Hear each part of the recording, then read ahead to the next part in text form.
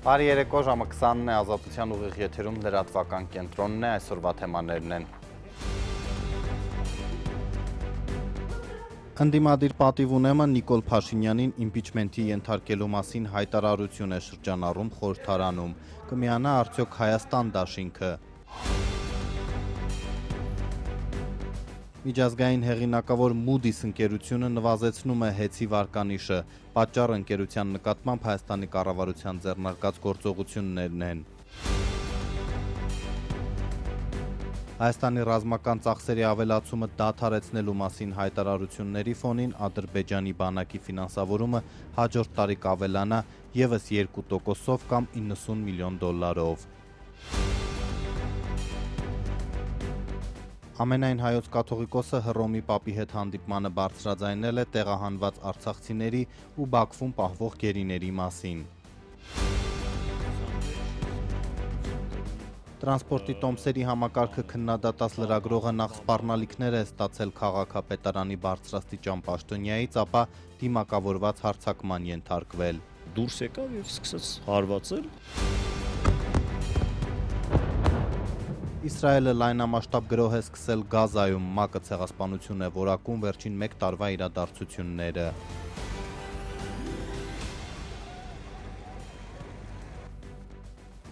Նորից խորհրդարանում է Նիկոլ Փաշինյանին իմպիչմենթի ենթարկելու հարցը, չհաջողելով բավարար ստորագրություններ հավաքել, պատիվ ունեմ խմբակցությունն այս անգամ հայտարարության նախագիծ է դրել падգամավորների սեղանին։ Սերժ Սարգսյանի առաջնորդած ուժը շարունակում է պնդել, որ վարչապետի պաշտոնանկության ամենաիրատեսական ճանապարհը ազգային ժողովում է, բայց առայժմ համաձայնության չեն եկել ընդդիմադիր մյուս խմբակցության Ռոբերտ Քոչարյանի թիմակիցների հետ։ Անգամ այդ դեպքում հաջողելու համար պետք կգան նաև միացողներ քաղաքացիական պայմանագրից։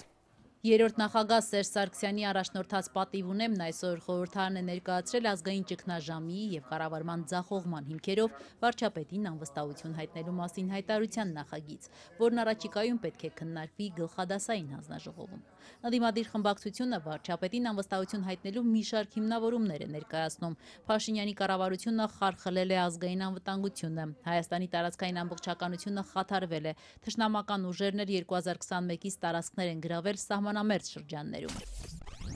Կառավարությունը ոչ միայն չի ապահովել երկրի ինքնիշխան տարածքի պաշտպանությունը, այլև պաշտոնական մակարդակով հրաժարվել է տարածքային վերահսկողությունը վերականգնելու հանձնառությունից, ինչը փաստացի լեգիտիմացնում է օկուպացիան։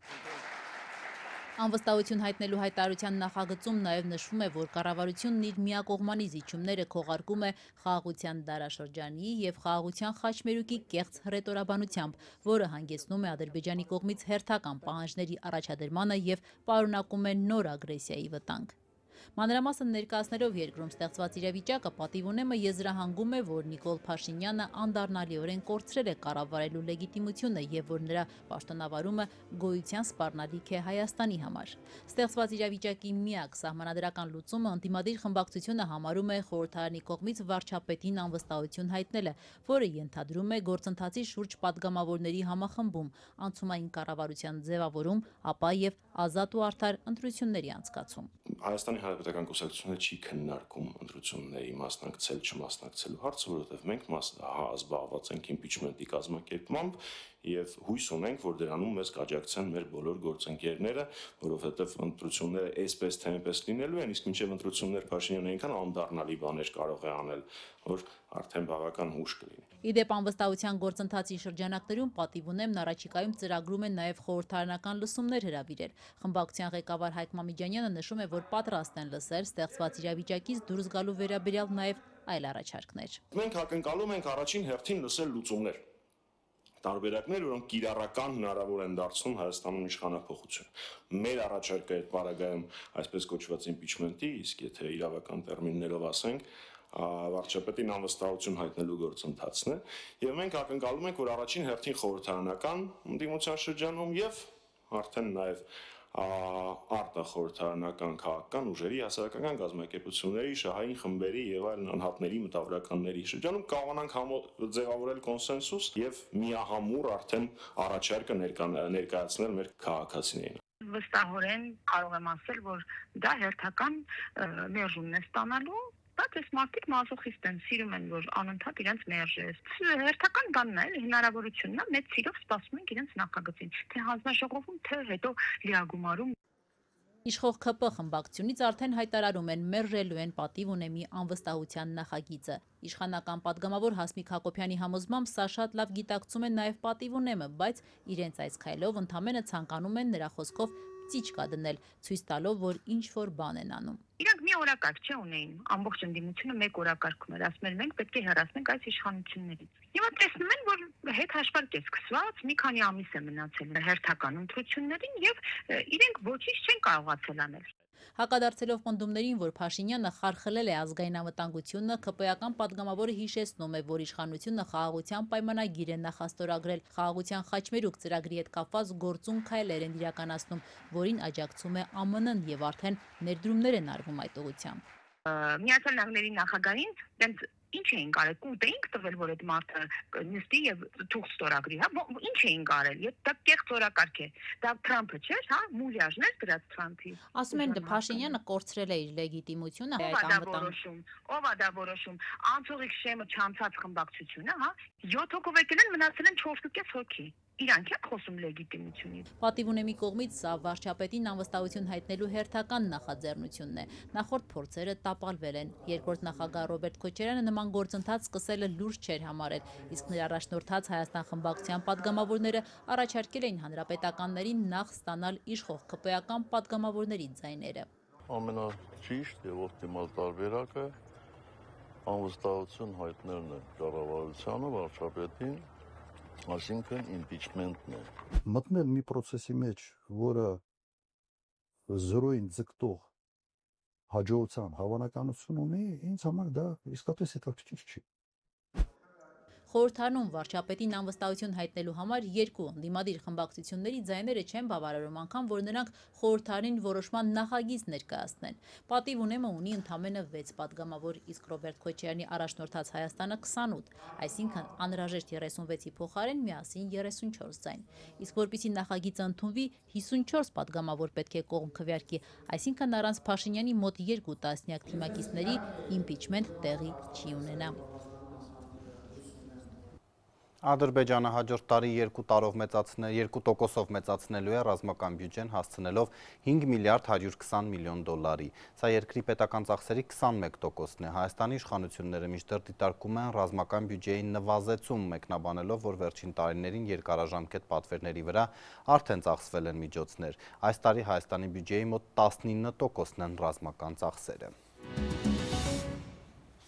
Ամենայն հայոց կաթողիկոսը Վատիկանում հանդիպել է Հռոմի պապի հետ, ըստ Մայրաթորի Գարեգին II Լևոն 14-րդ պապի հետ քննարկել է Արցախից տեղահանված հայերի հիմնախնդիրները, ոչնչացման վտանգի առջև կանգնած հայ հոգևոր և մշակութային ժառանգության պահպանության, ռազմագերիների և պատանդների ազատ արձակման հրամայականը։ Շատ շերմ մտոլորտի մեջ անցավ իրենց կենտրոնացումը խաղաղության մասին էր, թե ինչպես կարելի է խաղաղություն հաստատել, բնականաբար Այ բաբը շեշտեց, որ արդարության իման վրա խաղաղությունը պետք է հաստատվի եւ բարը նաեւ ներկայացուց այսօրվա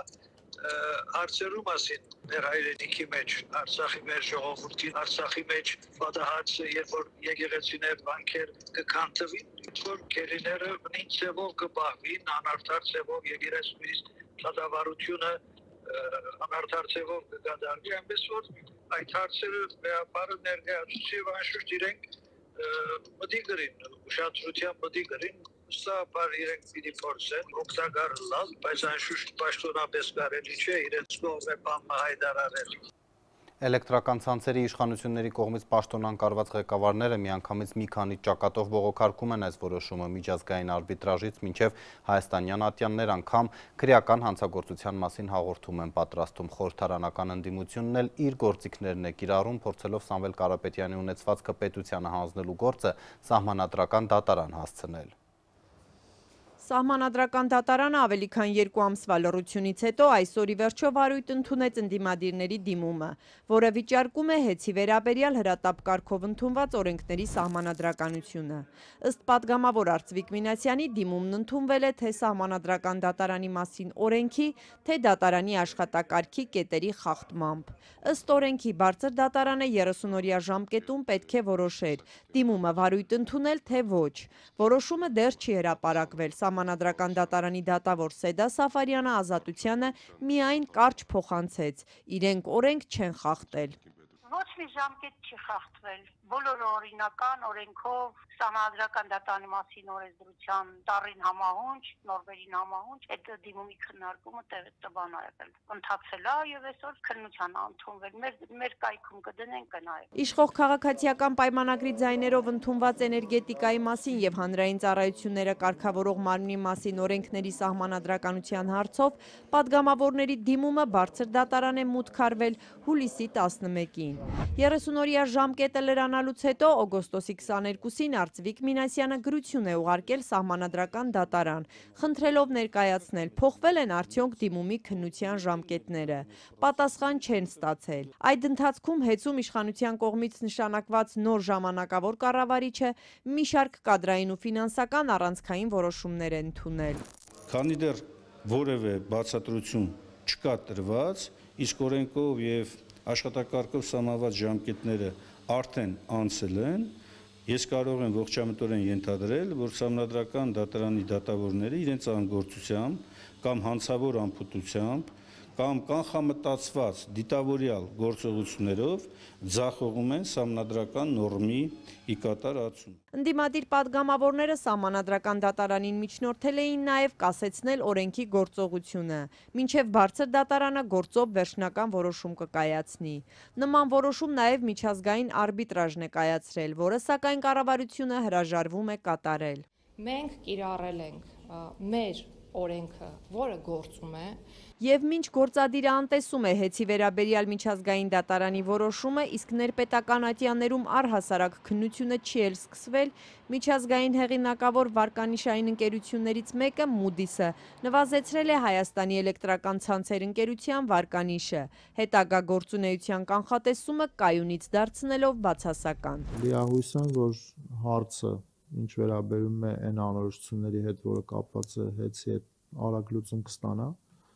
որի արդյունքում մեր ռեյտինգի նվազեցումը կլինի ու կկրի կարճաժամկետ բնույթ, ուստի չեմ կարծում, որ ինքը ինչ-որ երկարաժամկետ ազդեցություններ պետք է ունենա առավել ևս ֆինանսական կայունության վրա։ Չնայած կենտրոնական բանկի նախագահի այս լավատեսությանը, գործակալության մասնագետները նաև կանխատեսում են, որ կառավարության վերջին փոփոխություններից հետո հեծի վարկանիշը առաջիկա 12-18 ամիսներին ըստ ամենայնի չի բարձրանա։ Լրատվական կենտրոնն է եթերում, օրվա լուրերն անընդհատ թարմացվում են մեր Telegram-ի ալիքում, իսկ այս թողարկման երկրորդ հատվածի թեմաներն են։ Տրանսպորտի տոմսերի համակարգը քննադատած լրագրողը նախ սպառնալիքներ է ստացել քաղաքապետարանի բարձրաստիճան պաշտոնյայից, ապա դիմակավորված հարձակման ենթարկվել։ Դուրս եկավ եւ սկսեց հարվածել։ Իսրայելը լայնամասշտաբ գրոհ է սկսել Գազայում, ՄԱԿ-ը ցեղասպանություն է որակում վերջին 1 տարվա իրադարձությունները։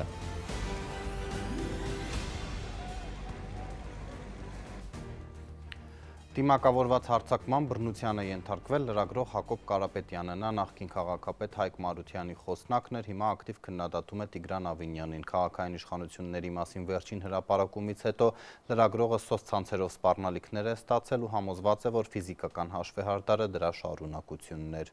Արունահոսում էի շատ բազմաթիվ տեղերում հիմա մարմնիս վրա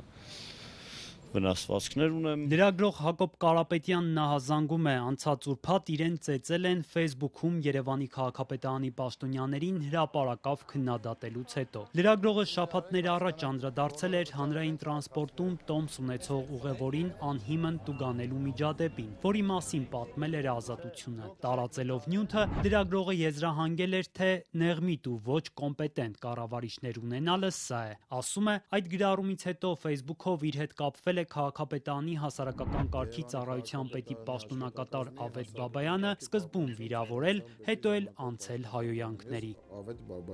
Արձագանքեցի եւ նաեւ ուրեմն համապատասխան ձևով հրավիրեցի ավելի բարեխիղճ, ավելի բարեկիրթ գտնվել անծանոթ մարդկանց հետ շփվելիս, ուրեմն պատասխան ստացա արդեն հայհոյանքներ իմ ընտանիքի, իմ, չգիտեմ, մերձավորների հասցեին եւ այլ եւ բլոկ արեց մարդը։ Կարապետյանը, ով քաղաքապետ Հայկ Մարությանի խոսնակն էր, դիմել է քաղաքապետարանի աշխատակազմին, հորդորելով կարգի հրավիրել իրենց աշխատակցին, ասում է, սակայն դիմումը անարձագանք է մնացել։ Հետո գտել է պաշտոնյայի Ավետ Բաբայանի կոնտակտներն ու զանգել նրան։ Ներողության փոխարեն քաղաքապետարանի աշխատակիցը ասում է, շարունակել է հայհոյանքներն ու ֆիզիկական հաշվեհարդարի սպառնալիքները։ Ոչ միայն հայհոյանքներ, այլ սպառնալիքներ, չգիտեմ, այնց կանեմ դեմդ չես տեսնի, այ ակնոցավոր ես կարգի աշխարհընկալմամբ մարդու հետ գործ ունենք եւ ոտքերդ կջարդեմ եւ այլն, տեղը տասական ոտերդ ջարդեմ, բան իսես մի բարի բուն իմաստով փողոցային վարքագիծ եւ իհարկե ես չեմ կարող չասել, որ իր ուրեմն հնչեցրած հայհոյանքների պատասխանը ինքը ստացել է։ Բանավոր սպառնալիքներից հետո, ասում է, անցած շաբաթավերջին աշխատանքից հետո իր վրա դիմակավորված մի քաղաքացի է հարձակվել ու ծեծել։ Համոզված է, բռնության կազմակերպիչը հենց քաղաքապետարանի հասարակական կարգի ծառայության պետի պաշտոնակատարն է։ Անկյունից միանգամից մի մետրի վրա հեռավորության վրա դուրս եկավ եւ սկսեց հարվածել։ Պարզ է մթության մեջ, ես էլ ակնոց եմ կրում, բանը, այդ Բաբայան Ավետիքի ասած շուրիկ եմ էլի, հա, այդ աշխարհընկալման տեսանկյունից եւ ակնոցս ընկավ եւ այդպես չէի կարողանում լավ պաշտպանվել, բայց ամեն դեպքում այդպես նաեւ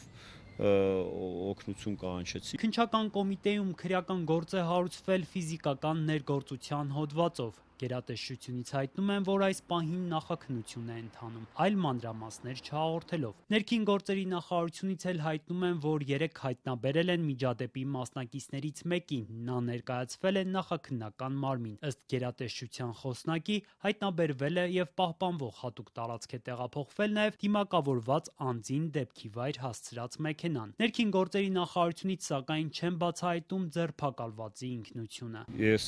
կարծում եմ, որ սա ուրեմն հանրային գործունեության հետ կապ ունեցող հարձակում է եւ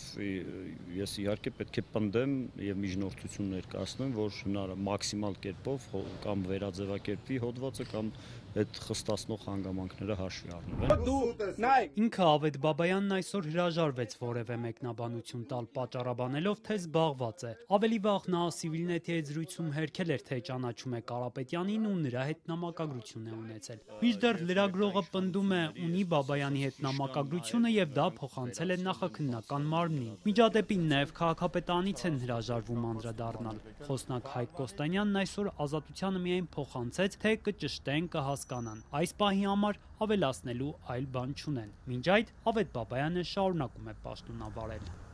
Երևանի քաղաքապետարանի հասարակական կարգի պահպանության ծառայությունից ենք, տրանսպորտի հետ կապված ստուգման ենք եկել։ Ըստ խոսքի Ազատության պաշտպանության կոմիտեի Հայաստանում վերջին ամիսներին ավելացել են լրագրողների ու լրատվամիջոցների դեմ ճնշումները։ Միայն այս տարվա ապրիլ-հունիս ամիսներին ճնշման 36 դեպք է արձանագրվել, 11-ով ավելի անցած տարվա նույն ժամանակահատվածից։ Բռնության 2 դեպքերը իրավապահների կողմից են եղել։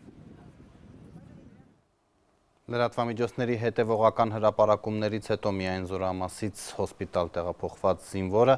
արդեն ծառայությանը ոչ պիտանի է ճանաչվել, բայց դեռ չի զորացրվում։ Ընտանիքը շտապում է զավակին բուժման տանել, պնդելով, որ բանակում նրա վիճակը ավելի է վատացել։ Ուզում եմ իմանամ, ինչի է ուշանում պաշտպանության նախարարի պատասխանը։ 1 ամսվա մեջ նուժելի չկարողացան ուղարկեն։ Զորակոչվելու հենց հաջորդ օրը հոսպիտալում հայտնված եւ միայն ծնողների բարձրացրած աղմուկից 1.5 ամիս անց ծառայության համար ոչ պիտանի ճանաչված 18-ամյա Ավետիք Մատևոսյանը դեռ չի զորացրվել։ Մայրը Սոնան ցույց է տալիս մի թուղթ, որի վրա ընդամենը գրված է. Կայազորային հոսպիտալը օգոստոսի 15-ից մինչև սեպտեմբերի 13-ը տղային արձակուրդի է ուղարկել։ Թո թուղթը տանի մեր երեխու, որ ստանեմ բուժման իմ երեխուն։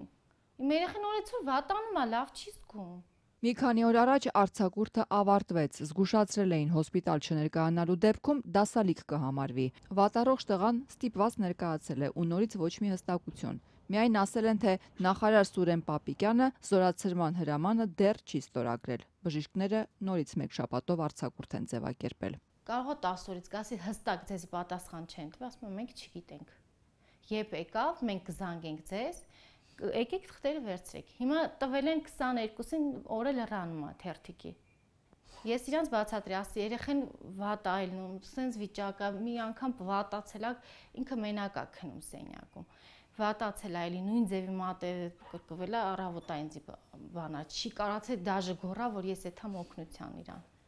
Փեդացե մնացել է տեղաշորի մեջ։ Ինչու, դեռ 1 ամիս առաջ ծառայության համար ոչ պիտանի ճանաչված Ավետիքին այդպես էլ չեն զորացրում, Պաշտպանության նախարարությունից չեն պատասխանում։ Ազատությունը դեռ 1 ամիս առաջ նամակ էր գրել եւ հարցրել, ինչպես է հիվանդ տղան բանակում հայտնվել։ Պատասխանից հետևում է, որ նախարարությունը որևէ կետում իրեն թերացած չի համարում, ավելին պնդում է, թե ընտանիքն է թաքցրել տղայի հիվանդությունը։ Զորակոչի ընթացքում արկա բժշկական փաստաթղթերը հանձնաժողովին չեն ներկայացրել։ Զինկոմիսարիատում իրականացված փորձաքննության արդյունքում Մաթևոսյանը գանգատներ չի ներկայացրել։ Այս դեպքում ըստ էության Զինկոմիսարիատում իրականացված փորձաքննության ժամանակ թաքցվել է հիվանդությունների արկայության հանգամանքը, իսկ զորակոչի օբյեկտիվ քննությամբ չեն հայտնաբերվել այն հիվանդությունները, որոնք հետագայում հանգեցրին զինվորական ծառայությանը ոչ պիտանի ճանաչելուն։ Մենք նախապես իրանց զգուշացրել ենք, ոնց թե վայնկոմատի սխալն է, ոնց չեմ ներկայացրել։ Ես դաժե կիսուրիս հետել եմ գնացել, խնդրել եմ, ասել եմ Մայլյան, երեխաս վատ առողջ է, այս խնդիրներ ունի, ասեց Մայրիկ ջան, դու գնա հանգիստ, մենք կստուգենք երեխային, եթե վատ առող ինքը խնդիրներ ունի, մենք ասեց բան կանենք, ձեզ տեղյակ կպայենք ամեն ինչի մասին։ Մենակ պոլիկլինիկա է ուղարկել, պոլիկլինիկայի ստուգումը ինչ, բայց Ավետիքին վաբշե չեն ստուգել։ Ազատությունը մոտ 2 ամիս առաջ էր պատմել Ավետիքի մասին։ Ընդամենը 1 օր զորամասում ծառայած տղայի մայրը, տատը, պապը դեռ այն ժամանակ պնդում էին, մինչև տղայի զորակոչվելը նրա բժշկական կենսագրությունը ձեռքներին դռնեդուռ են ընկել։ Տարբեր բժշկական հաստատություններից փաստաթղթեր ցույց տվել, որտեղ սևը սպիտակի վրա գրված է. Ավետիք Մաթևոսյանը ունի սրտանոթային խնդիրներ, մասնավորապես ԻԾՆ արած սրտի օվալաձև անցք, նյարդաբանական խնդիրներով պայմանավորված ունենում է գիտակցության կորուստներ, կծկումներ։ Սեփական անգործությունն ու ամփոփությունը հիմա փորձում են ծնողների վրա գցել, վրդոված ասում էր տղայի մայրը եւ ավելացնում. Կապանի զորամասից, որտեղ ընդամենը 1 օր է անցկացրել Ավետիքը, չեն դադարում զանգերը, բայց ոչ տղայի առողջության հարցով։ Իմ երեխան խի պետք է դա երթման թուղթ ստորագրի, ինձ շատ հետաքրքիր է դա։ Այսինքն Կապանի զորամասից զանգում են, ասում են 4 անգամ զանգում են, ասում են երեխան պետք է գա մենք բերենք ստորագրի, բայց խի, եթե ինքը ոչ պիտանի է ճանաչվել։ Չի ծառայի մի օր գնացած, մի օրն էլ վատացել է։ Տղան Երևանից նորից տանն է, բայց ծնողները իրենց ցանկացած հիվանդանոցը չեն կարող տանել, քանի դեռ նա զինվոր է, պետության պատասխանատվության տակ է։ Էպիկրիզ են ուզում, ես ոնց տանեմ բուժման։ Ես սպասում եմ, որ իրանք տան, ես տանեմ իմ հնարավորությամբ, գոնե տանեմ երեխուս բուժեմ։ Ավելին պետությունը չի էլ պատրաստվում ստանձնել սխալմամբ զորակոչված վատառողջ երիտասարդի բուժման պատասխանատվությունը։ Ազատության հարցման ի պատասխան ռազմական գերատեսչությունը փաստացի ընդունել է, որ խնդիրներով երեխայի է զորակոչել, բայց ծախսերը թողնում է ընտանիքի ուսերին։ Մաթևոսյանի վաղաժամկետ զորացրմանը հանգեցնող հիվանդությունները առկային մինչև զորակոչը եւ կապված չեն եղել զինվորական ծառայության հետ։ Պաշտպանության նախարարությունը նրա հետագա բուժման համար ֆինանսական պարտավորություն չի կրում։ Հերիք չի հիվանդ տարան, որ պետք է չտանեն առանց ստուգման, հիմա էլ իրանց վրա պարտավորություն չեն վերցնում։ Համեստ ապրուստով այս ընտանիքը բուժման գումար չունի, բայց անգամ այս դեպքում Սուրեն Պապիկյանի գլխավորած կառույցից որևէ աջակցություն չեն էլ ակնկալում։ Արդար չի, ասում է մայրն ու հոգոցանում, իսկ արդարություն ընդհանրապես կա։ Էս ինչ դարում ենք ապրում։ Բայես մեծացնես, դարձնես եկատղա, ուղարկես հայրենիքը պաշտպանելու ու առանց ստուգմաները խուտ վերցնեն տանեն, հետո դրա համար այդ դեպքերը որ տենում ես արդեն հասկանալի է էլի, որ ասում են պատահական երեխեն, չգիտեմ ինչ հանկարծակի սենց եղավ։ Բանակի հարցերով զբաղվող իրավապաշտպանները տարիներ շարունակ ահազանգում են, զորակոչվում են նաև առողջական խնդիրներով երիտասարդներ։ Անցած 8 ամիսներին բանակում ոչ մարտական պայմաններում 12 մահերից 3-ը, իսկ 2024-ին 36 մահերից 5-ը զինվորների առողջական խնդիրների հետևանքով են եղել։ Լորի տեղափոխվենք, որտեղ զինվորական բարձր պաշտոնի է նշանակվել նախկին բարձրաստիճան ոստիկան, որի մասնակցությամբ սկանդալային տեսանյութը համացանցում է։ Նա քաղաքացուն բռնության ենթարկելու գործով մեղավորել է ճանաչվել, բայց դա չի խանգարել պաշտոնեական առաջխաղացմանը։ Այս տարվա գարնանը պաշտպանության նախարարը Լոռու մարզի զինվորական կոմիսար է նշանակել Սարգիս Վահրադյանին, թեև նա այդ ժամանակ անցնում էր քաղաքացուն բռնության ենթարկելու գործով։ 4 տարի առաջ Ստեփանավանի ոստիկանապետի տեղակալի պաշտոնը զբաղեցնելիս Վահրադյանը ոստիկանապետի մյուս տեղակալ Վահրամ Խաչատրյանի հետ գիշերով կանգնեցրել է օդանավակայանից վերադարձող մեքենան, վարորդին ու ուղևորներին իջեցրել մեքենայից, բռունցքներով հարվածել նրանցից մեկին, գյուլաքարակցի Վրեժ Մկրտումյանին անգամ զենք պահել վրան։ Բռնություններն արձանագրել է մեքենայում տեղադրված տեսախցիկը։ Ուրեմն հարցին հարցով չպատասխանես այդտեղա։ Որ հարցը տալու ուրեմն ասա ինչա կոնկրետ, ինչա։ Լսել ելա։ Նախ բարև։ Որտուց ես։ Ասել։ Կայնի ուղի։ Դոկումենտները։ Դրանն է։ Թեև փողոստիկանապետին մեղադրանք էր առաջադրվել, գործն էլ մտել էր դատարան, բայց դա չի խանգարել, որ նա պաշտոնի բարձրացում ստանա, դառնալով մարզի զինկոմ։ Պաշտպանության նախարարի այս որոշումից կարճ ժամանակ անց այս տարվա հունիսի 17-ին դատարանը հաստատել է նրան առաջադրված մեղադրանքն ու Վահրադյանին դատապարտել 3 տարվա պայմանական ազատազրկման ու եւս 1 տարով զրկել պաշտոն զբաղեցնելու իրավունքից։ Դատարանում մի քանի անգամ էին դիտել այս տեսանյութը, որ տարածվել էր համացանցում։ Հե՞, ո՞նց ես խոսում այդ կողմը։ Ո՞նց ես խոսում, արա։ Քարակեմ ողոպիցը տա։ Հե՞։ Չէ, ես ո՞րն այս կողմի։ Դրան բանկուտորական խոսալը գիտես այդ խո։ Վկայելն ոստիկանություն ինչա։ Գլուխդ կզղկեմ այդ խո։ Վրեժ Մկրտումյանն այսօր հրաժարվեց հարցազրույցից, ասաց այլևս չի ուզում խոսել այս թեմայով։ Ավելի վաղ նա մեդիա կենտրոնում պատմել էր, թե այդ օրը որքան ագրեսիվ ու կոպիտ են վարվել ոստիկաններն իր հետ։ Առանց ոչ մի ներկայանալու, ուղղակի ասելով, որ ոստիկանությունից իջեք մեքենայից զենքը պահելով մեր վրա, իջացրել են, վատ ձևի խոսացել են մեր հետ, քաշքշել են, խփել են, զենքը պահել են մեր վրա։ Ըստ ո՞րն է եղել պատճառը։ Պատճառ չի եղել, մինչև այսօր մենք չգիտենք պատճառի մասին։ Ոստիկանների արդարացումն ըստ դատական տեղեկատվական համակարգում հրապարակված գործի այն է, որ նույն գիշերը Տաշիրում ավազակային հանցագործություն էր կատարվել, իրենք ուժեղացված հսկողություն էին իրականացնում, բայց դատարանը նշել է, որ օրենքը թույլ է տալիս ֆիզիկական ուժ կիրառել միայն բացառիկ դեպքերում, իրավախախտներին բռնելու կամ դիմադրություն խափանելու համար։ Վահրադյանն ու Խաչատրյանը, ինչպես նշված է դատավճռում, դիտավորյալ անհիմն եւ ապօրինի բռնություն են գործադրել։ Թե նախաքննության ընթացքում ու թե գործը դատարան հասնելուց հետո քաղաքացու նկատմամբ բռնություն գործադրած ոստիկանության 2 պաշտոնյաներն էլ շարունակել են պաշտոնավարել։ Ընդ որում ոչ միայն Վահրադյանն է պաշտոնի բարելավում ստացել, այլև մյուս ամբաստանյալը Վահրամ Խաչատրյանն է ազատության տեղեկություններով օրերս Ստեփանավանից տեղափոխվել ոստիկանության մարզկենտրոնի Վանաձորի բաժանմունք, դարձյալ նշանակվելով պետի տեղակալ։ Ընդ որում բռնության փաստը որակվել է ոչ թե խոշտանգում, այլ պաշտոնեական լիազորությունների չարաշահում։ Բացի այդ, դատարանի վճռով բարձրաստիճան ոստիկանների 3 տարվա ազատազրկումը պայմանականորեն չի կիրառվի, նրանք ճաղերի ետևում չեն հայտնվի։ Դժգոհ եմ, sense բան չպետք է լինի, որ մեր պետության երկրի բարձր սպաները այս ձև կարան վարվեն սովորական նորմալ քաղաքացիների հետ, օրենքը հարգող, օրենքը ընդունող։ Ես իմ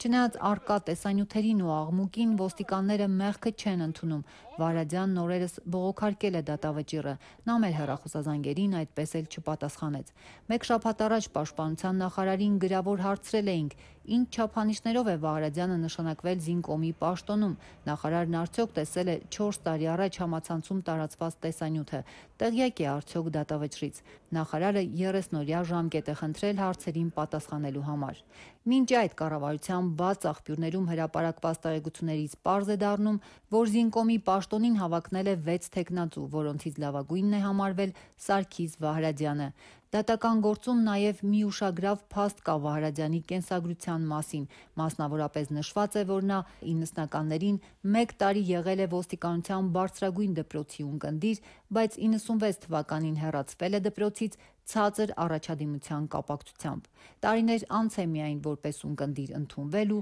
ավարտել նույն հաստատությունը։ Փաստացի, սակայն, Լոռու մարզի զինվորական կոմիսարի նշանակման մրցութային հանձնաժողովին չի կաշկանդել ոչ նրա նկատմամբ ընթացող քրեական վարույթը, ոչ էլ այն, որ նա մասնագիտական ուսումնական հաստատությունից հեռացվել է ցածր առաջադիմության պատճառով։ Գյումրիի ավականին ուղերձի նախագիծ է ընդունել, որով առաջարկվում է քաղաքը ազատ տնտեսական գոտու վերածել։ Քննարկումը կրկեր է բորբոքել Գյումրիում ընդդիմադիր դարձած քաղաքացիական պայմանագրի եւ Վարդան Ղուկասյանին աջակցող Մայր Հայաստան խմբակցությունների միջև։ Մենք ոչ թե պետք է խնդրենք, այլ պահանջենք, որպեսզի Գյումրիում ստեղծվի ազատ տնտեսական գոտի եւ մեր քաղաքը հարգային ռեժիմի առումով ստանա ազատ քաղաքի կարգավիճակ։ Դրա բոլոր նախադրյալները կան։ Բոլորս էլ գյումրեցիներ ենք եւ համատեղ ջանքերով պետք է ստիպենք իշխանությանը հաշվի նստել հազարավոր գյումրեցիների, ովքեր միացան մեր ստորագրահավաքին եւ հենց իրենք դարձան պահանջատեր այս ծրագրի կյանքի կոչման համար։ Նշված ազատ տնտեսական գոտու վերաբերյալ մեր գործընկերները ելույթով հանդես կգան, կներկայացնեն կառավարությունը ինչպիսի ծրագրեր է իրականացնում ամբողջ Հայաստանի Հանրապետության տարածքում, այդ թվում առանձնապես Շիրակի մարզի եւ Գյումրի քաղաքի համար։ Այսինքն դուք փաստում եք, որ առանց ազատ տնտեսական գոտու կարող է կառավարությունը այնպիսի մի բան մշակի, որ Գյումրին 5 տարվա մեջ փոխվի, ազատվի տնագներից, Գյումրի շենանա, ահա, 5 տարվա մեջ արդեն փոխվել է։ Ազատ տնտեսական 5 տարվա մեջ փոխվել է։ Անկեղծ եք, դուք անկեղծ եք, ինչու է փոխվել։ Լավ, մի խոսքով ամփոփում ենք, պարոն Ղուկասյան, ես այսօր անձնական չկա, չէ, անձնական ինչի մարդ է անձնական։ Այսինքն եթե ես ձեր առած լինեմ ձեզի, Սարիկ մի րոպե ներողություն էլի, եթե ես ձեր իմ ելույթի ժամանակն է, հետո ելույթ ուզեք, ելույթ ունեցեք, նայեք, եթե ես ձեր առած լինեի, ներողություն դա քաղաքական չի, դա ձեր առնելոցի է, որի պտուղները քաղում են գյումրեցիները, ներողությունը պետք չի եղբայր։ Բայց նույն տրամաբանության մեջ, քարոզարշավի ժամանակ ինձ հանեցիք որպես կաշառք բաժանող, ինչի նստած չեմ։ Ձեր կուսակցությունը ամբողջ տեղը բան է։ Գումարը տվել եք երևանցիներին, իրանք էին անում։ Շնորհակալություն, հաստեցինք ամեն ինչ։ Տեսնում ես, որոնցի պետք է լսեք։ Հաստեցինք, չէ, բայց ես չեմ ուզում հետացկել։ Ով քվեարկեն, ով կողմ ովքեր, ես մեկ ֆիքս եմ։ 18 կողմ, 13 ձեռնովա, որոշում ենք։ Եվ միջազգային լրահոսից մինչ ՄԱԿ-ը հատուկ զեկույցներ հրապարակում Իսրայելին մեղադրելով ցեղասպանության համար Գազայում իրավիճակն ավելի է սրվել։ Վարչապետ Նեթանյահուն վերջին շաբաթներին պարբերաբար սպառնում էր, որ շուտով ամբողջությամբ է մաքրելու անկլավը։ Ըստ տեղից հաղորդումների այսօր սկսած գործողության հետևանքով Գազան կրակի մեջ է։ Իսրայելի բանակը անցած գիշեր Գազան գրավելու ցամաքային լայնածավալ հարձակում է սկսել քաղաքը մի քանի շաբաթ ռմբակոծելուց հետո։ Բանակը պնդում է, որ այն հիմա Համասի գլխավոր հենարանն է։ Պաշտպանության նախարարը սոցցանցում գրել է, որ զորքը քաջաբար պայքարում է գերեվարված իսրայելցիների ազատ արձակման եւ Համասին պարտության մատնելու համար։ Գազան այրվում է, Իսրայելի պաշտպանության բանակը երկաթե բռունցքով հարվածում է ահաբեկչական ենթակառուցվածքներին, գրել է Իսրայել կացը։ Ըստ վերջին տվյալների 2023-ի աշնան անակնկալ հարձակումից հետո Համասը դեռ ավելի քան 4 տասնյակ իսրայելցի է պատանդ պահում։ ԱՄՆ նախագահը սոցցանցում գրել է, թե տեղեկություն ունի, որ Համասը մտադիր է հիմա նրանց որպես կենդանի վահան օգտագործել եւ զգուշացրել է չանել նման բան։ Թույլ մի տվեք, որ դա տեղի ունենա, հակառակ դեպքում անկանխատեսելի բաներ տեղի կունենան։ Հենց հիմա ազատ արձակեք բոլոր պատանդներին։ ԱՄՆ պետքարտուղարներ զգուշացրել է Համասը մի քանի օր ունի հրադադարի համաձայնագիրն ընդունելու համար։ Արևմուտքի կողմից ահաբեկչական ճանաչված Համասը հայտարարել է, որ Իսրայելի վարչապետն է հիմա որոշում պատանդների ճակատագիրը։ Ըստ շարժման ԱՄՆ-ն գիտի, որ Իսրայելն ամեն ինչ անում է վիճեցնելու գերիների ազատ արձակման ու պատերազմի դադարեցման շուրջ համաձայնելու բոլոր հնարավորությունները։ Սակայն այդուհանդերձ աջակցում է Իսրայելին, հետևաբար ԱՄՆ-ն ուղղակիորեն պատասխանատու է Գազայում իրավիճակի համար։ Այս ֆոնին ժամեր առաջ հրապարակվեց ՄԱԿ-ի հետաքննող հանձնաժողովի անկախ հետաքննությունը, առաջին անգամ պաշտոնապես արձանագրելով, որ 2023 թվականին Համասի հարձակումից հետո Իսրայելը Գազայում ցեղասպանություն է իրականացրել։ 72 էջանոց զեկույցում ասվում է, որ ցեղասպան գործողությունները կատարվել են Իսրայելի վարչապետի, նախագահի եւ պաշտպանության նախկին նախարար Յոավ Գալանտի հրահրմամբ։ Ըստ հանձնաժողովի նախագահ Նավի Փիլեի խոսքը նրանց հայտարարությունների ու գործողությունների համադրության մասին է։ Կոնկրետ այս դեպքում հենց գործողություններն են շատ ուժեղ ապացույցներ ներկայացնում առ այն, որ այս ղեկավարներն իրականացրել են ցեղասպանություն կատարելու մտադրությունը, որ արտահայտել էին եւ դեռ արտահայտում են։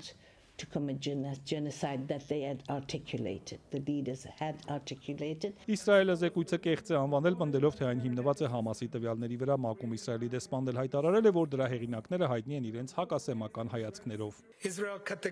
Իսրայելը կտրականապես մերժում է հետաքննող հանձնաժողովի հրապարակած այս զրպարտչական զեկույցը։ Այն տարածում է ցեղասպանության չարամիտ պատմույթը։ Զեկույցը շեղվում է հանձնաժողովի լիազորություններից, կրկին ընդգծելով, որ իրենց վերլուծությունը կողմնակալ է։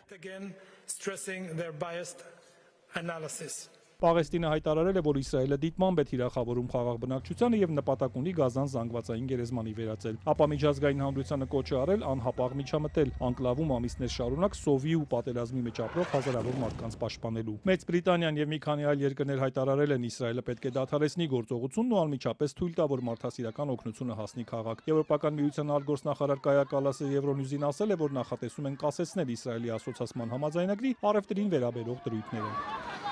Գերմանիայի արտգործնախարարն իր հերթին ՄԱԿ-ի զեկույցը չափազանց մտահոգիչ է անվանել, իսկ Իսրայելի գործողությունը սխալ։ Գազա քաղաքի վրա իրականացված այս հարձակումը այս առումով բացարձակապես սխալ մոտեցում է։ Մենք մերժում ենք սա եւ Իսրայելի կառավարությանը հստակ հայտարարել ենք դրա մասին։ 2023 թվականի հոկտեմբերին Համասի հարձակումից հետո Իսրայելի սկսած ռազմական գործողությունների հետևանքով Գազայում ավելի քան 64,000 մարդ է սպանվել, վիրավորվել ավելի քան 163,000-ը։ 361 մարդ, այդ թվում 130 երեխա մահացել է սովի եւ թերսնման պատճառով։ Իսրայելի գործողությունը տեղի է ունենում հաջորդ շաբաթ ՄԱԿ-ում Ֆրանսիայի եւ Սաուդյան Արաբիայի նախաձեռնած գագաթնաժողովից առաջ, որի նպատակն է առաջ մղել Պաղեստինի ճանաչման հարցը։ Ակնկալվում է նաեւ, որ օրեր անց մեկնարկող ՄԱԿ-ի գլխավոր վեհաժողովում անվտանգության խորհրդի մշտական անդամներից երկուսը՝ Ֆրանսիան ու Մեծ Բրիտանիան, կհայտարարեն Պաղեստինի պետությունը ճանաչելու մասին։ Իսրայելը զգուշացրել է, դա կոպիտ սխալ կլինի, որը կհանգեցնի տարածաշրջանի ապակայունացմանը եւ կդժվարացնի խաղաղության հաստատումը։ Այսքանը օրվա մյուս լուրերի համար բաժանորդագրվեք Ազատության էջերին սոցիալական ցանցերում, կհանդիպենք։